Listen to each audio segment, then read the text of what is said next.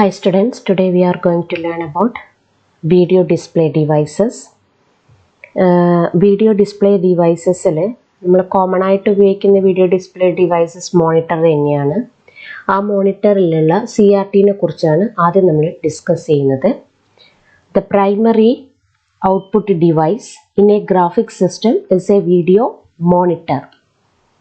The operation of most video monitors is based on the standard cathode ray tube CRT design. CRT ഡിസൈനിലാണ് അധിക video മോണിറ്റേഴ്സിൻ്റെ working. So നമ്മൾ CRT ആണ് first സ്റ്റാർട്ടിങ്ങിൽ പഠിക്കുന്നത്. അപ്പം എന്താണ് refresh cathode ray tubes എന്ന് നമുക്ക് നോക്കാം. This is the pictorial representation of a refresh cathode ray tube. ഈ പിക്ചോറിയൽ റെപ്രസെൻറ്റേഷനിൽ ഇവിടെ ഇലക്ട്രോൺ ഗണ്ണ് കാണാം. ഇമ്പോർട്ടൻ്റ് ആയിട്ടുള്ളതാണ് electron gun that emits electrons. ആ ഇലക്ട്രോൺസ് നമ്മുടെ ഈ ട്യൂബിനുള്ളിൽ എല്ലായിടത്തും ഇങ്ങനെ സ്പ്രെഡായിട്ട് പോകാതിരിക്കാൻ വേണ്ടിയിട്ട് അതിനെ ഫോക്കസിങ് ചെയ്യാൻ വേണ്ടിയിട്ട് ഫോക്കസിങ് സിസ്റ്റം യൂസ് ചെയ്യുന്നുണ്ട്. ആ ഫോക്കസിങ് സിസ്റ്റത്തിലൂടെ ആണ് നമ്മുടെ ഈ ഇലക്ട്രോൺ ബീം കടന്നു പോകുന്നത്. അങ്ങനെ ആ ഇലക്ട്രോൺ ബീം നമ്മുടെ ഫോസ്ഫറസ് കോട്ട് ചെയ്ത് വെച്ചിട്ടുള്ള സ്ക്രീനിൽ വന്ന് പതിക്കുകയാണ് ഇലക്ട്രോൺ ബീം. അപ്പോൾ ആ സ്ക്രീനിൽ പർട്ടിക്കുലർ പിക്സൽ പൊസിഷനിലൊക്കെ വന്ന് പതിക്കുമ്പോൾ ആ ഇലക്ട്രോൺ വന്നിട്ട് ആ ഫോസ്ഫറസ് കോട്ട് ചെയ്തിട്ടുള്ള സ്ക്രീനിൽ വന്ന് പതിക്കുമ്പോൾ ആ ഫോസ്ഫറസ് എന്ത് ചെയ്യും? ഗ്ലോ ചെയ്യാൻ തുടങ്ങും. അതിൻ്റെ ഫലമായിട്ടാണ് നമ്മൾ പിക്ചർ സ്ക്രീനിൽ കാണാൻ സാധിക്കുന്നത്. അപ്പോൾ this is the basic structure of a refresh cathode ray tube. അപ്പോൾ ഹിയർ മാഗ്നറ്റിക് ഡിഫ്ലക്ഷൻ കോയിൽസ് ആണ് ഇവിടെ ഉപയോഗിച്ചിട്ടുള്ളത്. മാഗ്നറ്റിക് ഡിഫ്ലക്ഷൻ കോയിലും മാഗ്നറ്റിക് ഡിഫ്ലക്ഷൻ കോയിൽ നമ്മൾ ഔട്ട്സൈഡിലാണ് ഉപയോഗിക്കുക. കാത്തോഡ് റേ ട്യൂബിയുടെ ഔട്ട്സൈഡിലായിട്ടാണ് ഉപയോഗിക്കുക. മാഗ്നറ്റിക് ഡിഫ്ലക്ഷൻ കോയിൽ ഉപയോഗിക്കും. പിന്നെ നമ്മൾ ഇലക്ട്രോ സ്റ്റാറ്റിക് കോയിൽസ് അല്ലെങ്കിൽ പ്ലേറ്റ്സ് ഉപയോഗിക്കാറുണ്ട്. അപ്പോൾ ഇത് എന്താണ് മാഗ്നറ്റിക് ഡിഫ്ലക്ഷൻ കോയിൽസ് ഉപയോഗിച്ചിട്ടുള്ളതാണിത്. മാഗ്നറ്റിക് ഡിഫ്ലക്ഷൻ കോയിൽസ് ഉപയോഗിക്കുന്നത് എന്തിനാണെന്ന് വെച്ചാൽ ഈ ഫോക്കസിങ് സിസ്റ്റത്തിന് പുറത്ത് വരുന്ന നമ്മുടെ ഇലക്ട്രോൺ ബീമിനെ സ്പെസിഫൈഡ് ആയിട്ടുള്ള പിക്സലിലേക്ക് മാത്രം വന്ന് പതിപ്പിക്കണം. നമുക്ക് അതിനു വേണ്ടിയിട്ടാണ് ഉപയോഗപ്പെടുത്തുന്നത്.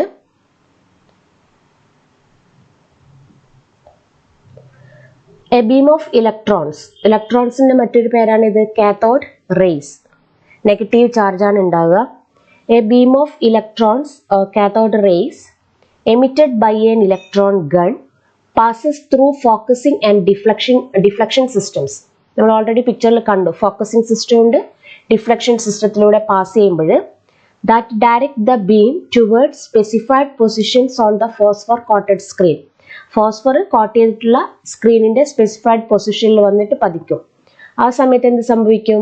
The phosphor then emits a small spot of light at each position contacted by the electron gun. അപ്പോൾ ഇലക്ട്രോൺ വന്ന് പതിക്കുന്ന സമയത്ത് നമ്മുടെ ഈ ഫോസ്ഫർ എന്ത് ചെയ്യും? എമിറ്റ് ചെയ്യും, ലൈറ്റ് എമിറ്റ് ചെയ്യും. ഇലക്ട്രോൺ വന്ന് പതിച്ചാൽ മാത്രമേ ഫോസ്ഫറസിൻ്റെ അകത്ത് ലൈറ്റ് എമിറ്റ് ചെയ്യും. Because the light emitted by the phosphor fades very rapidly. അപ്പോൾ എന്ന് വെച്ചാൽ ഈ ഫോസ്ഫറസിന് പക്ഷെ ഒരു ഗുണമുണ്ട്. ഡിഫറെൻറ്റ് ടൈപ്സ് ഓഫ് ഫോസ്ഫറസ് ഉണ്ട്. അപ്പോൾ ചില നല്ല ഫോസ്ഫറസ് ആണെങ്കിൽ ഈ ലൈറ്റ് വന്ന് പതിച്ചു കഴിഞ്ഞാൽ നമ്മൾ ഇലക്ട്രോൺ ബീം വന്ന് പതിച്ചു കഴിഞ്ഞാൽ ഈ ഫോസ്ഫറസ് ഗ്ലോ ചെയ്യും. ആ ഗ്ലോ ചെയ്യുന്ന സമയം കുറച്ചധികമായിരിക്കും ചില ഫോസ്ഫറസിന് പെട്ടെന്ന് തന്നെ അതെന്താവും? ഫേഡായി പോകാനുള്ള സാധ്യതയുണ്ട്. അപ്പോൾ ചിലത് നമ്മളിപ്പോൾ ഇലക്ട്രോൺ ബീം വന്ന് പതിച്ചിട്ട് പിന്നെ അത് തിരിച്ചു പോയി കഴിഞ്ഞാലും അല്ലെങ്കിൽ അത് വന്ന് പതിച്ച് പിന്നെ അത് സ്റ്റോപ്പ് ചെയ്ത് കഴിഞ്ഞാലും കുറച്ച് സമയം കൂടെ അത് ഫോസ്ഫറസിന് ഗ്ലോ ചെയ്യാനുള്ള കഴിവുണ്ട്, ലൈറ്റ് എമിറ്റ് ചെയ്യാനുള്ള കഴിവുണ്ട്. അതിന് പെർസിസ്റ്റൻസ് എന്നാണ് പറയുക. അത് നമുക്ക് പഠിക്കാനുണ്ട്, പെർസിസ്റ്റൻസ്. അപ്പോൾ അതിന് പെർസിസ്റ്റൻസ് എന്നാണ് പറയുക. അപ്പോൾ ഈ ഒരു എന്താണ് കുറച്ച് കഴിഞ്ഞാൽ അതെന്ത് കംപ്ലീറ്റ്ലി ഫേഡായിപ്പോൾ പിന്നീട് കംപ്ലീറ്റ്ലി അത് ഓഫായിപ്പോവും. അപ്പോൾ നമുക്ക് കുറേ സമയത്ത് സ്റ്റില്ലായിട്ട് ഇമേജസ് ഒക്കെ നമുക്ക് അല്ലെങ്കിൽ കറക്റ്റായിട്ട് നമ്മൾ സ്റ്റാറ്റിസ്റ്റിക്കൽ പിക്ചേഴ്സ്, ഗ്രാഫ് അങ്ങനത്തെ ഒക്കെ വളരെ കൃത്യമായിട്ട് കാണണമെങ്കിൽ നമുക്ക് ഈ ഫോസ്ഫറസ് കുറച്ച് സമയം നന്നായിട്ട് ഗ്ലോ ചെയ്തിട്ട് തന്നെ നിൽക്കേണ്ട ആവശ്യകതയുണ്ട്. അതുകൊണ്ട് നമ്മൾ എന്ത് ചെയ്യും, റീഡ്രോ ചെയ്യും പിക്ചർ ക്വിക്ലി, പെട്ടെന്ന് റീഡ്രോ ചെയ്യും. കാരണം വെച്ചാൽ അതിനനുസരിച്ചിട്ട് എന്ത് ചെയ്യുക, റിഫ്രഷ് ചെയ്തുകൊണ്ട് നിൽക്കുക. ഇലക്ട്രോൺ ബീം വന്നിട്ട് ആ പിക്സലിൽ വന്ന് പതിച്ചുകൊണ്ടിരിക്കും. Okay, one way to keep the phosphor glowing is to redraw the picture repeatedly by quickly directing the electron beam back over the same points. This type of display is called a refresh CRT. അതിനെയാണ് refresh CRT എന്ന് പറയുന്നത്. അപ്പോൾ നമ്മുടെ ഈ cathode ray ട്യൂബിൽ electron beam നമ്മുടെ focusing സിസ്റ്റത്തിലൂടെയും ഡിഫ്ലക്ഷൻ സിസ്റ്റത്തിലൂടെയും സഞ്ചരിച്ചിട്ട് ആ exact pixel on the screen, phosphorus coat ചെയ്തിട്ടുള്ള ആ സ്ക്രീനിന്റെ എക്സാക്ട് പിക്സലിൽ വന്നിട്ട് പതിക്കുന്ന സമയത്ത് ഫോസ്ഫറസ് ഗെറ്റ്സ് ഗ്ലോ. ഫോസ്ഫറസ് ലൈറ്റിനെ എന്ത് ചെയ്യും, എമിറ്റ് ചെയ്യും. ലൈറ്റ് എമിറ്റ് ചെയ്ത് കഴിഞ്ഞാൽ പിന്നെ ഈ ഇലക്ട്രോൺ ബീം വന്ന് പതിക്കുന്നത് സ്റ്റോപ്പ് ചെയ്ത് കഴിഞ്ഞാൽ ഇത് തനിയെ എന്ത് ചെയ്യാൻ തുടങ്ങും, മങ്ങാൻ തുടങ്ങും. അപ്പൊ അങ്ങ് മങ്ങാതിരിക്കാൻ വേണ്ടിയിട്ട് നമുക്കിപ്പോൾ സ്റ്റില്ലായിട്ട് ഇമേജസ് ഒക്കെ പിക്ചറിൽ സ്ക്രീനിൽ കാണണം എന്നുണ്ടെങ്കിൽ നമ്മൾ എന്ത് ചെയ്യണം, വീണ്ടും ആ ഒരു ഇലക്ട്രോൺ ബീം അതേ പിക്സലിൽ വന്നിട്ട് പതിക്കേണ്ട ആവശ്യകതയുണ്ട്. അപ്പൊ അതെന്ത് ചെയ്യുന്ന വെച്ചാൽ അതിങ്ങനെ റീഡ്രോ ചെയ്തുകൊണ്ടിരിക്കും. അപ്പൊ അങ്ങനെയുള്ള CRTക്ക് പറയുന്ന പേരാണ് റിഫ്രഷ് കാത്തോഡ് റേ ട്യൂബ്. അതാണ് റിഫ്രഷ് എന്ന് പറയുന്ന ഒരു വേർഡ് അവിടെ ഉപയോഗിക്കാൻ കാരണം. Okay, refresh cathode ray tube. The primary components of an electron gun. ഇനി നെക്സ്റ്റ് നമ്മൾ പറയുന്നത് ഈ ഒരു ബേസിക് പിക്ചറിൻ്റെ അകത്ത് നമ്മൾ നേരത്തെ കാണിച്ചിട്ടുള്ള ആ ഒരു ഇതൊരു ബേസിക് പിക്ചറിൻ്റെ അകത്ത് ഇലക്ട്രോൺ ഗണ്ണ് എന്ന് പറഞ്ഞിട്ടുണ്ട്. ആ ഇലക്ട്രോൺ ഗണ്ണ് എന്ത് ചെയ്യും, ഇലക്ട്രോൺസ് എമിറ്റ് ചെയ്യും. ഇവിടെ നമ്മളിപ്പം വോൾട്ടേജ് അപ്ലൈ ചെയ്യുന്ന സമയത്ത് ഇത് ഹീറ്റ് ആവുകയും ഹീറ്റ് ആവുന്നതിന്റെ ഫലമായിട്ട് അത് ഇലക്ട്രോൺസിനെ പുറത്തേക്ക് വിടുകയും ചെയ്യും. ആ ഇലക്ട്രോൺസിനെ നമ്മുടെ ഫോക്കസിംഗ് സിസ്റ്റവും മാഗ്നറ്റിക് ഡിഫ്ലക്ഷൻ കോയിൽസും കൂടെ എന്ത് ചെയ്യുന്നത്, എക്സാക്ട് നമ്മുടെ ആ സ്ക്രീനിൽ വന്ന് പതിക്കുന്ന രീതിയിലേക്ക് എത്തിക്കുകയാണ് ചെയ്യുന്നത്. അപ്പം ഈ ഇലക്ട്രോൺ ഗൺ എന്ന് പറയുന്നത് എന്താണെന്നാണ് നെക്സ്റ്റ് പറയുന്നത്. ഇലക്ട്രോൺ ഗൺ എന്ന് പറയുന്നത് നമുക്കൊരു ഫിലമെന്റ് ഉണ്ടാകും, പിന്നെ അതിനൊരു കൺട്രോൾ ഗ്രിഡ് ഉണ്ട്. Okay, the primary components of an electron gun in A CRT are the heated metal cathode. ഒരു ഹീറ്റ് ചെയ്യുന്ന മെറ്റൽ കാത്തോഡ് ഉണ്ട്, and heated metal cathode and the control grid ഉണ്ട്. Heat is supplied to the cathode. Cathode in എന്ത് കൊടുക്കും, heat കൊടുക്കും by directing a current through a coil of wire called the filament.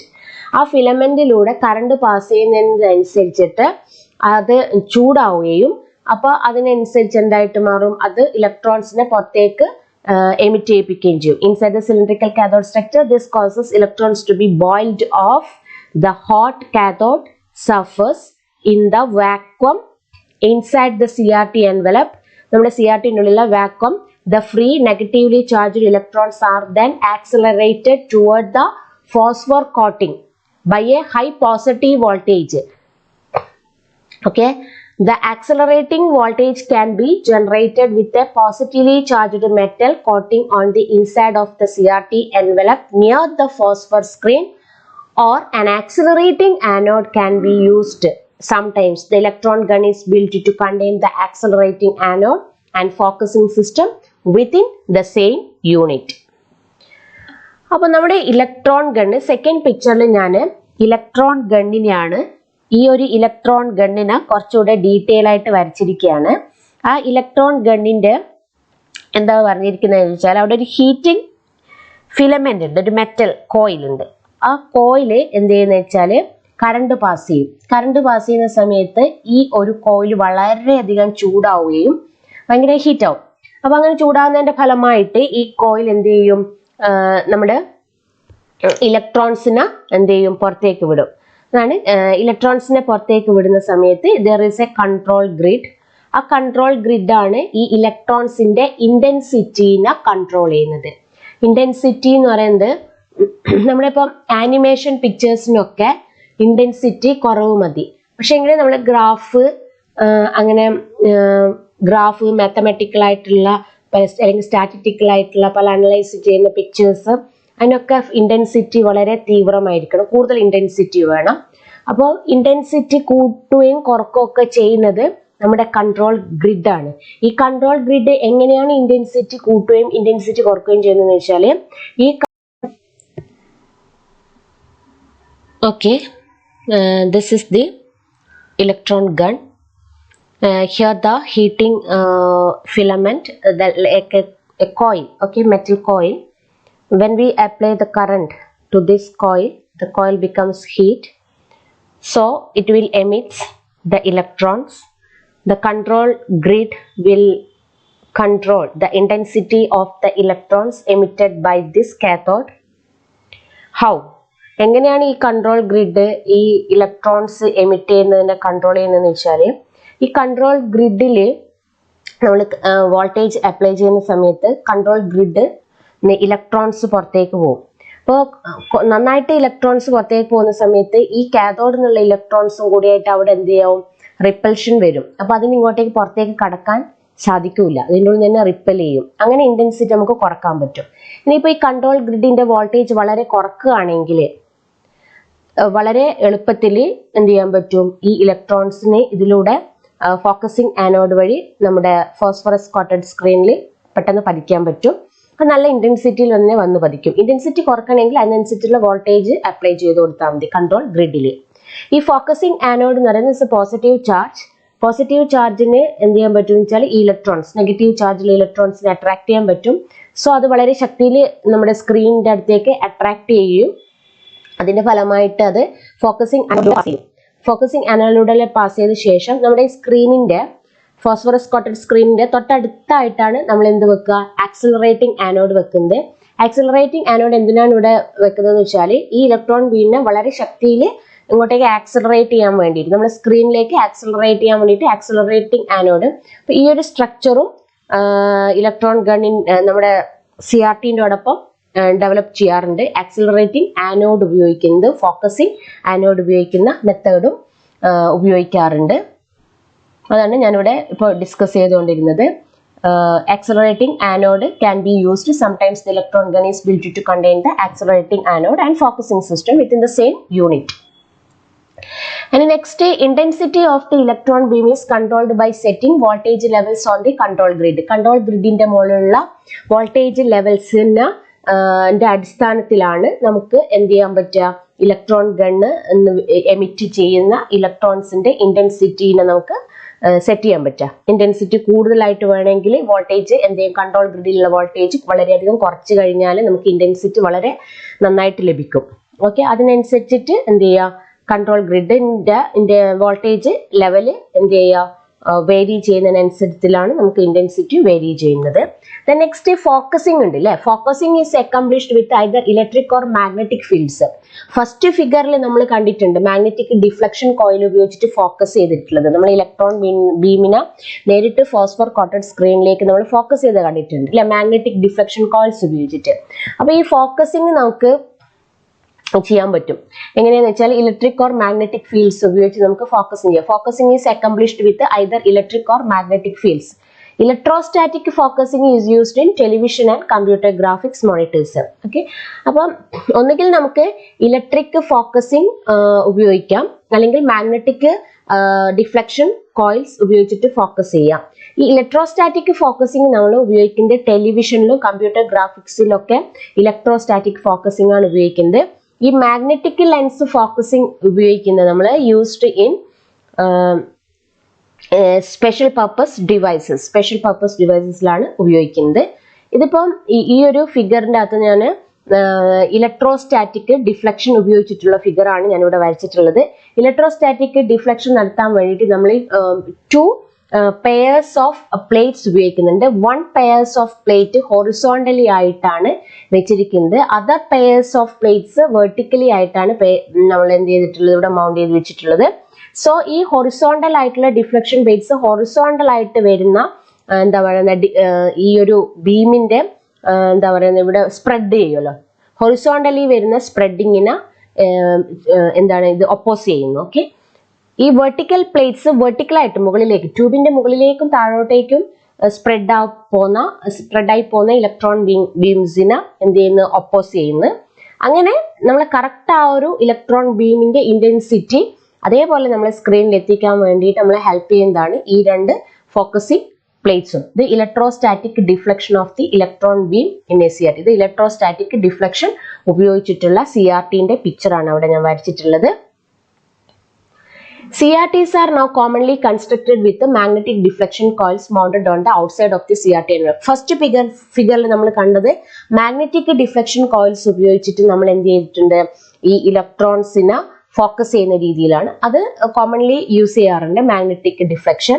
When electrostatic deflection is used, electrostatic deflection ഉപയോഗിക്കും. Last ഫിഗറിൻ്റെ അകത്ത് നമ്മൾ electrostatic deflection ആണ് കണ്ടിട്ടുള്ളത്. Okay, this one electrostatic deflection. Okay, അപ്പോൾ ഈ when electrostatic deflection is used, electrostatic deflection ഉപയോഗിക്കുന്ന സമയത്ത് 2 pairs of parallel plates are mounted inside the CRT envelope. CRT envelope-ന്റെ ഉള്ളിൽ 2 pairs of parallel plates ഉപയോഗിക്കുന്നുണ്ട്. One pair of plates is mounted horizontally to control the vertical deflection. Okay, and the other pair is mounted vertically to control horizontal deflection. ഇനി next നമ്മൾ ഈ phosphorus coat ചെയ്തിട്ടുള്ള screen ആണല്ലോ computer screen എന്ന് പറയുന്നത്. അപ്പോൾ ഈ ഫോസ്ഫറസ് കോട്ട് ചെയ്തിട്ടുള്ള സ്ക്രീനിന് 3 ക്യാരക്ടറിസ്റ്റിക്സ് ഉണ്ട്. പെർസിസ്റ്റൻസ് ഉണ്ട്, റെസൊല്യൂഷൻ ഉണ്ട്, ആസ്പെക്ട് റേഷ്യോ ഉണ്ട്.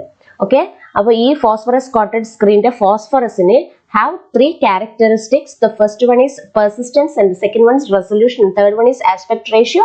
Then what is persistence? Persistence of vision എന്ന് പറയുന്ന ഒരു വേർഡ്, persistence of vision നമ്മൾ ചെറിയ ക്ലാസ്സിലേക്ക് കേട്ടിട്ടുണ്ടാവും. persistence of vision എന്ന് പറഞ്ഞാൽ നമ്മുടെ കണ്ണിന് ഒരു കാഴ്ച ശരിയായ രീതിയിൽ കാണണമെങ്കിൽ, അവിടെ സ്ഥായിയായിട്ട് നിൽക്കണമെങ്കിൽ അതിന്റെ ടൈം ഉണ്ട് അല്ലേ. അപ്പോൾ ഈ ഫോസ്ഫറസിന് ഓൾറെഡി ഇലക്ട്രോൺ വന്ന് പതിക്കുന്ന സമയത്ത് ഗ്ലോ ചെയ്യാനുള്ള അല്ലെങ്കിൽ ലൈറ്റ് എമിറ്റ് ചെയ്യാനുള്ള ഒരു കഴിവ് ഫോസ്ഫറസിനുണ്ട്. ഇലക്ട്രോൺ ബീം വന്ന് പതിക്കുമ്പോൾ ലൈറ്റ് എമിറ്റ് ചെയ്യാനുള്ള ഒരു കഴിവ് ഫോസ്ഫറസിനുണ്ട്. ഓക്കെ, അങ്ങനെ ഇലക്ട്രോൺ വന്ന് പതിക്കുമ്പോൾ ഈ ഫോസ്ഫറസ് എമിറ്റ്സ് ലൈറ്റ്. അപ്പോൾ ഇലക്ട്രോൺ വന്ന് പതിക്കുന്നത് സ്റ്റോപ്പ് ചെയ്യുന്ന സമയത്ത്, സ്റ്റോപ്പ് ചെയ്ത് കഴിഞ്ഞാലും കുറച്ച് സമയം വരെ ലൈറ്റ് എമിറ്റ് ചെയ്യാനുള്ള കഴിവ് ആർക്കുണ്ട്? ഫോസ്ഫറസിനുണ്ട്. ആ കഴിവിനെയാണ് എന്ത് പറയുന്നത്? പെർസിസ്റ്റൻസ് എന്ന് പറയുന്നത്. Okay, phosphorus have persistence. That is how long they continue to emit light after the CRT beam is removed. Persistence is defined as the time it takes the emitted light from the screen to decay to 1/10 of its original intensity. And next, resolution. Resolution എന്ന് പറയുന്നത് next characteristics ആണ് നമ്മുടെ ഫോസ്ഫറസിന്റെ resolution. Resolution എന്ന് പറയുന്നത് the maximum number of points that can be displayed without overlap on a CRT is referred to as the resolution.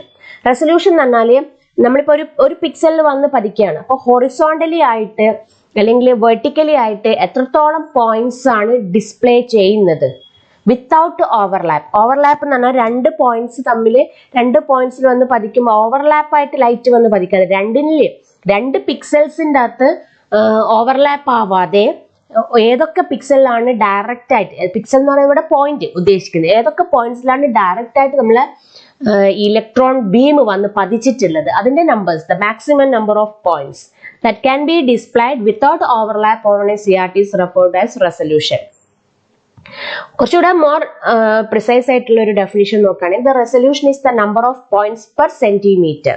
Okay, അപ്പോൾ that can be plotted horizontally and vertically. Horizontally and vertically വരുന്ന number of points, electron beam വന്ന് പതിക്കുമ്പോഴുള്ള number of pixels or number of points ഏതിലാണ്, അതാണ് resolution. Although it is often simply stated that the total number of points in each direction. Horizontally and vertically ഉള്ള total number of points ആണ് resolution എന്ന് പറയുന്നത്. ഇപ്പോൾ high resolution systems are often referred to as high definition systems. High resolution ഉള്ള സിസ്റ്റത്തിനെ നമ്മൾ പറയുന്ന പേരാണ് high definition systems. And another property of video monitor is aspect ratio. This number gives the ratio of vertical points to horizontal points. അപ്പോൾ ഈ aspect ratio എന്താ തരുന്നത്? Ratio of vertical points, vertical ആയിട്ട് എത്ര പിക്സൽസ് ആണോ display ചെയ്യിപ്പിച്ചിട്ടുള്ളത് that to horizontal points, അതാണ് aspect ratio. Okay, points necessary to produce equal length lines in both directions on the screen. Okay, അപ്പം നമ്മുടെ ഫോസ്ഫറസിന് 3 characteristics ആണുള്ളത്. The first one is persistence, the second one is resolution, and the third one is aspect ratio. Okay.